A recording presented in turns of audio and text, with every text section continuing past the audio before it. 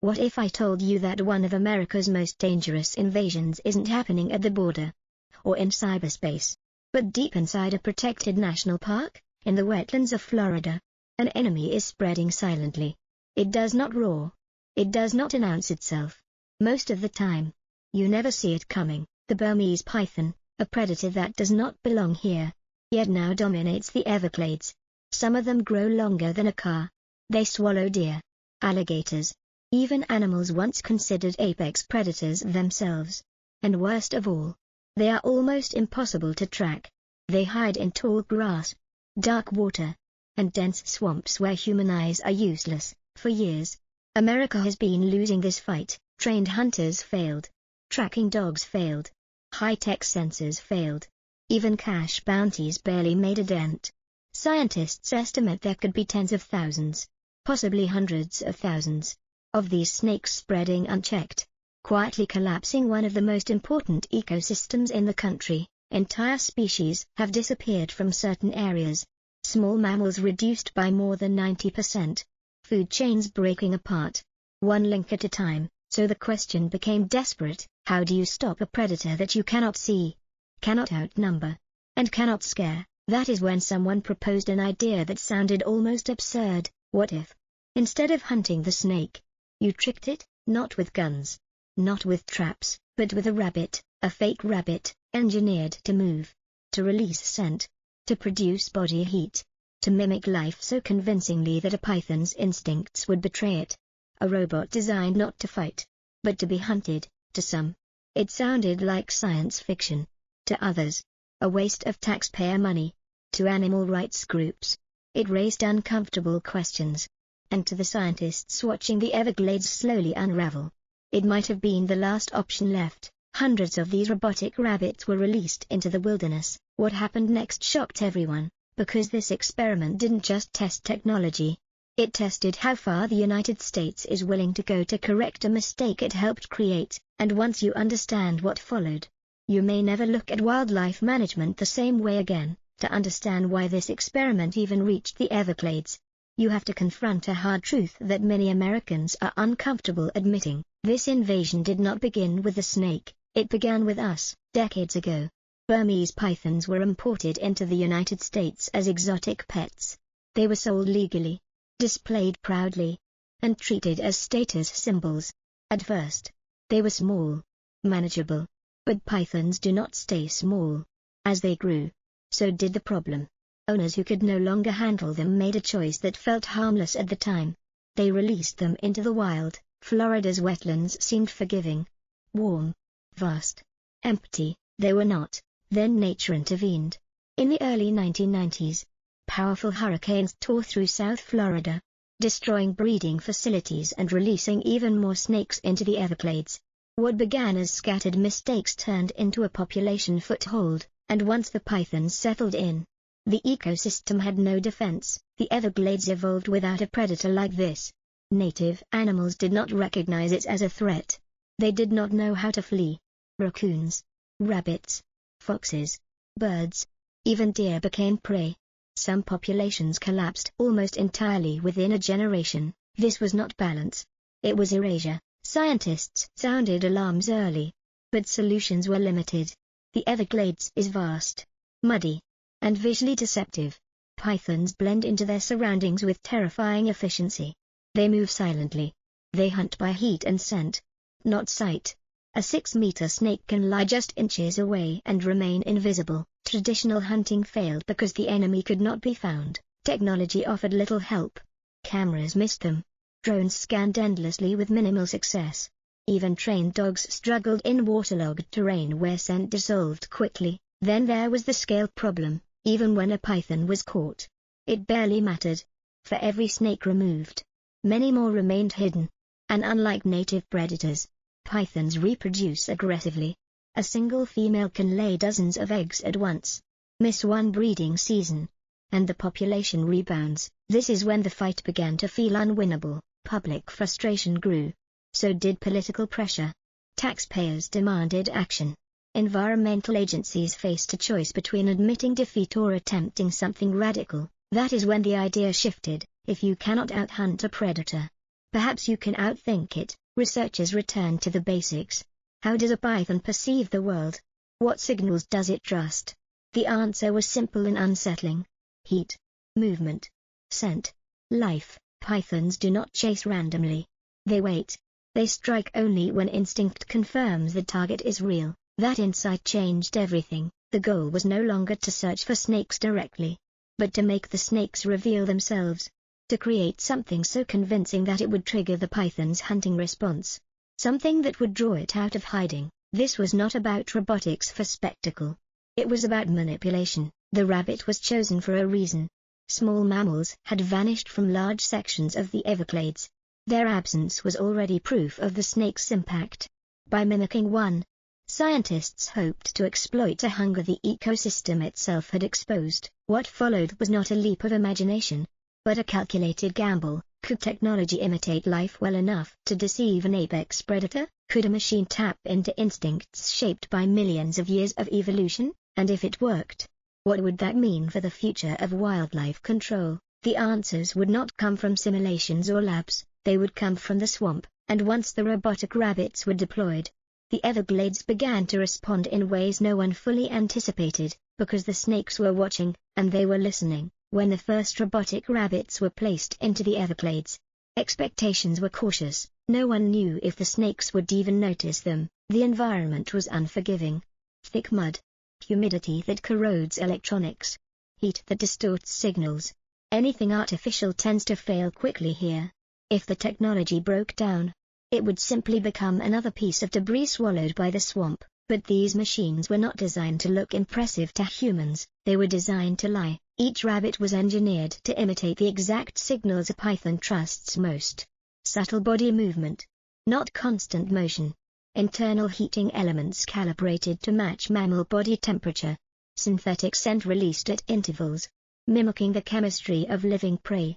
Even the rhythm of movement was irregular, imperfect, deliberately organic. To a human observer, it looked almost unimpressive. To a python, it looked alive, hidden nearby. Researchers monitored the devices remotely. Cameras activated only when motion sensors detected proximity. The goal was not to kill immediately, but to confirm behavior.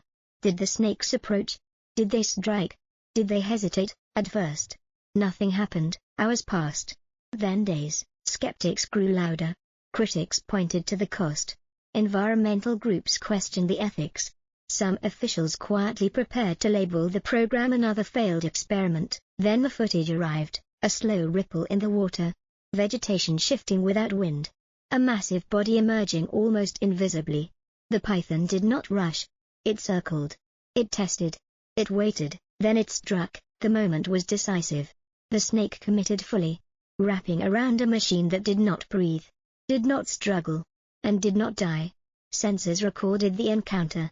GPS locked the location.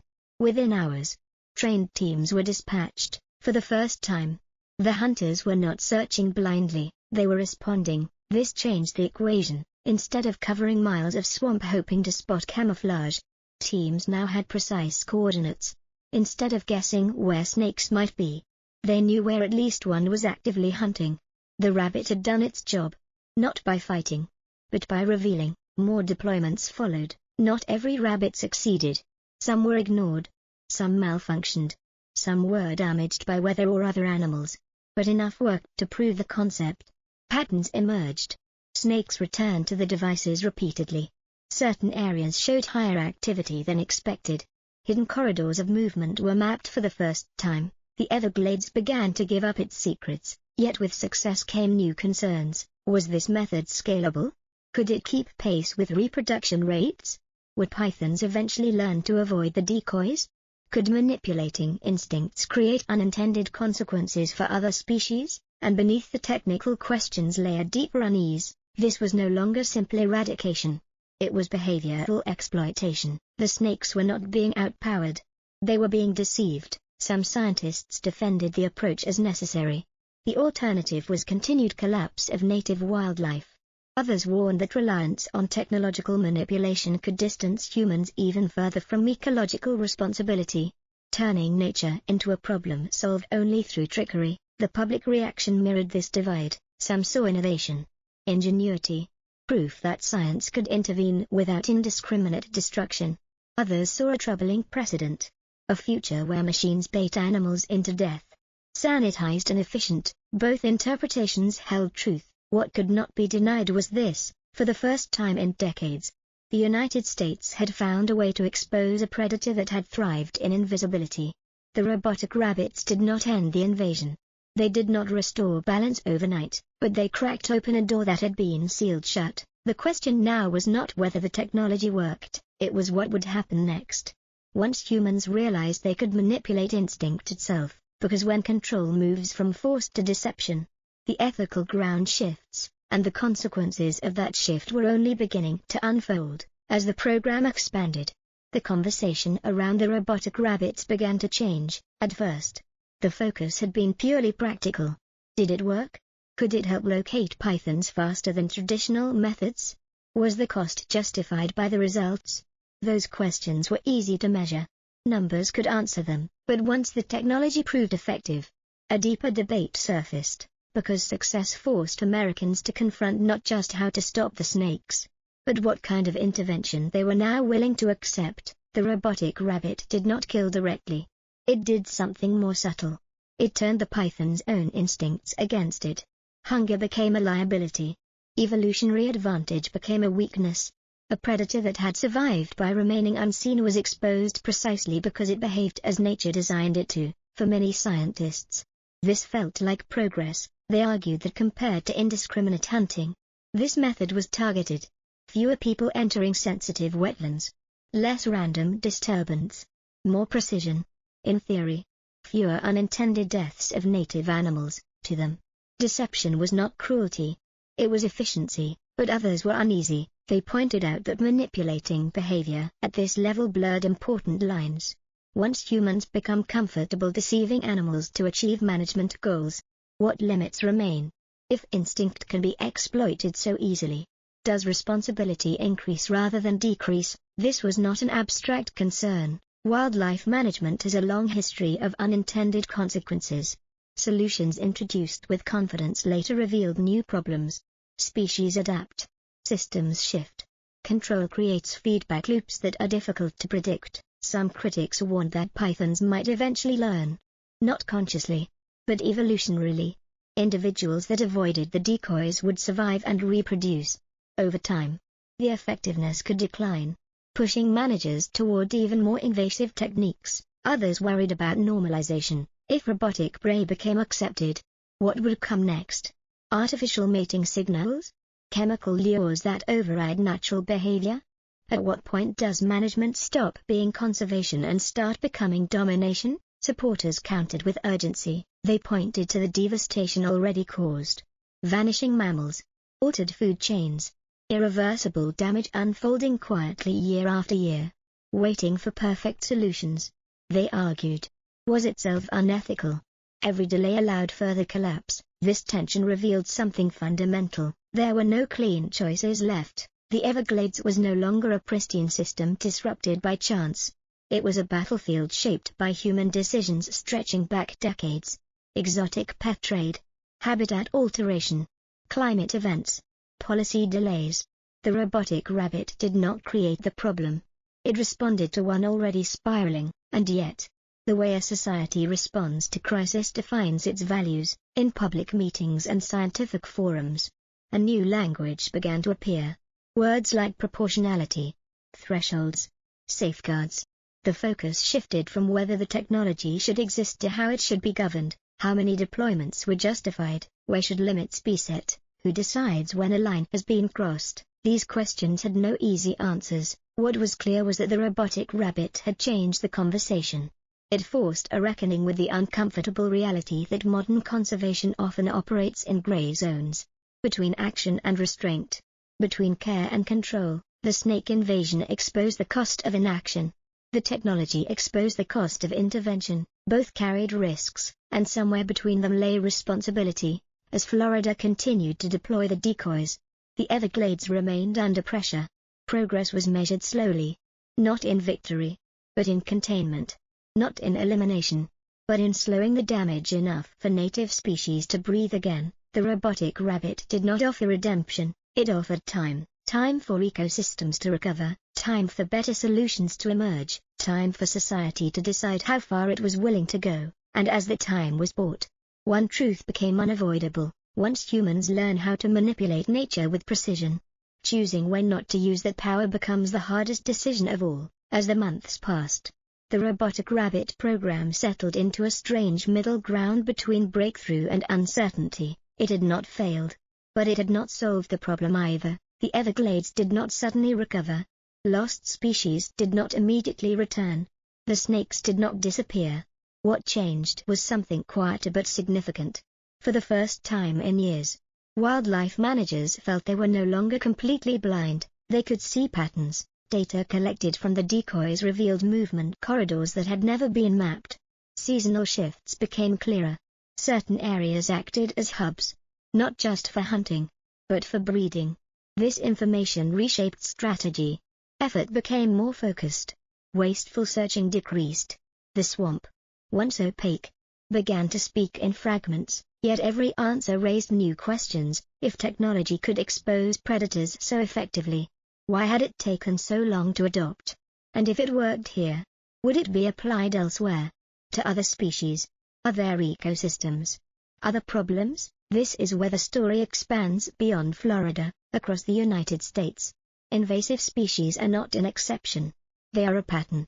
From Asian carp threatening waterways, to feral hogs reshaping landscapes, to insects devastating forests.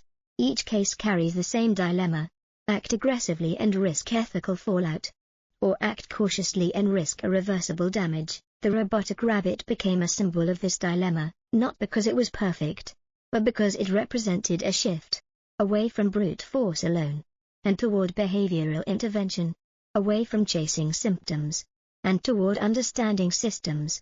Even critics acknowledged that the approach forced managers to think more carefully about how animals interact with their environment. But thinking carefully does not guarantee wisdom. Technology has a way of advancing faster than values. Tools become available before society decides how they should be used. What begins as an emergency response can quietly evolve into standard practice. This is why oversight matters. Without clear boundaries, innovation can drift. Programs expand. Objectives blur. What was justified as temporary becomes permanent. And when that happens, the original purpose is often forgotten. Some researchers began calling for pause points, moments where deployment would stop, data would be reviewed, and alternatives reassessed. Others pushed for integration, combining decoys with habitat restoration and stricter controls on the exotic pet trade. Fewer shortcuts, more prevention. These voices were not always popular. Prevention does not produce immediate results. It does not offer dramatic footage or decisive victories. It asks for patience in a world conditioned to demand outcomes now. But prevention addresses something deeper. It acknowledges that invasive species are rarely accidents of nature. They are consequences of human systems. Trade, consumption, carelessness, short-term thinking.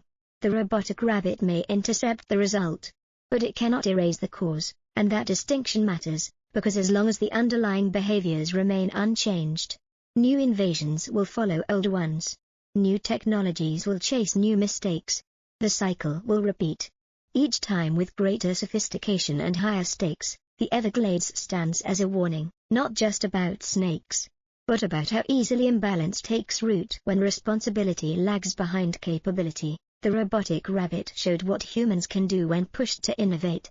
It also exposed the limits of innovation alone. Tools can buy time. They cannot buy absolution. As the program continues, its true legacy may not be measured by the number of snakes removed, but by the questions it forces society to confront. How much manipulation is acceptable in the name of protection? When does intervention become overreach? And can restraint exist in a system built to optimize control? These are not questions with final answers. They require ongoing attention, willingness to adjust, courage to stop when stopping is harder than continuing. The robotic rabbits still sit quietly in the swamp, imitating life, waiting to be hunted, but the larger hunt is no longer just for snakes, it is for balance, and whether that balance can be achieved without losing sight of responsibility remains the most important question of all. As this story reaches its final chapter, what remains is not a clear victory or a clean resolution, but a deeper understanding of what the fight against invasive species truly represents. The robotic rabbits did not save the Everglades, but they did something more important. They forced a reckoning. They exposed how far the ecosystem had already drifted from balance, and how limited human options become once that drift goes unchecked for too long. They revealed that by the time technology is asked to intervene, the damage is often no longer hypothetical. It is active, expanding, irreversible in parts. The Everglades today is not the wilderness it once was. It is a landscape shaped by human hands, human choices, and human hesitation. The snakes did not arrive with intent. They arrived through oversight, convenience, and neglect. And once established, they exploited every weakness built into the system. In that sense, the robotic rabbit is not a symbol of domination, it is a symbol of consequence. It represents the moment when prevention has already failed, and society is forced to choose between imperfect actions, between intervention that feels uncomfortable and inaction that guarantees loss. There is no moral comfort here. Every python removed represents a life taken. Every python left unchecked represents countless native lives erased. This is the reality modern conservation operates within. The uncomfortable truth is that technology did not create this dilemma. It only made it visible.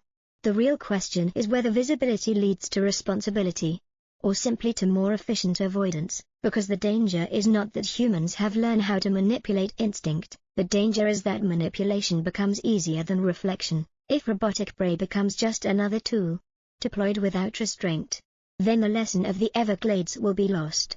The system will shift from repair to routine, from emergency response to permanent control.